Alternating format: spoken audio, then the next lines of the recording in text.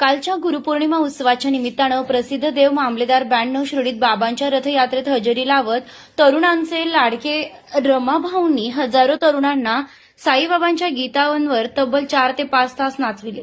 महाराष्ट्रभर देव मामलेदार बँड आणि रमाभाऊंच्या चाहत्यांचा मोठा बोलबाला असतो।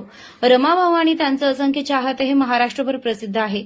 चाहत्यांच्या प्रेमानेच कलाकार हा मोठा होत असतो। अशाच एका चिमुकल्या चाहत्याचा प्रत्यय कालच्या सोहळ्यात दिसून आला। देव मामलेदार बँड सुरू होण्याआधीच हा 10 ते 12 वर्षाचा चिमुकला चाहता आपल्या हातात चक्क देव मामलेदार बँडच्या गाडीची अगदी हुबेहूब कागदी पुष्ट्याची प्रतिकृती बनवून घेऊन आला होता आणि त्याला ती प्रतिकृती आपल्या लाडक्या रमाभाऊंच्या हाती द्यायची होती। मात्र बँडची गाडी सुरू होताच अलोट गर्दी असल्यानं चिमुकला गर्दीत अक्षरशः हरविला गेला आणि रमाभाऊंना देखील आपल्यासाठी चिमुकल्याने गाडी भेट म्हणून आणल्याचं कळलं नाही। हजारो तरुणांची गर्दी आणि बँडच्या जोरदार आवाजात हा चिमुकला दिसेनासा झाला आणि गर्दीत त्याची ती प्रतिकृती मोडून गेली असावी असा काहींनी अंदाज लावला।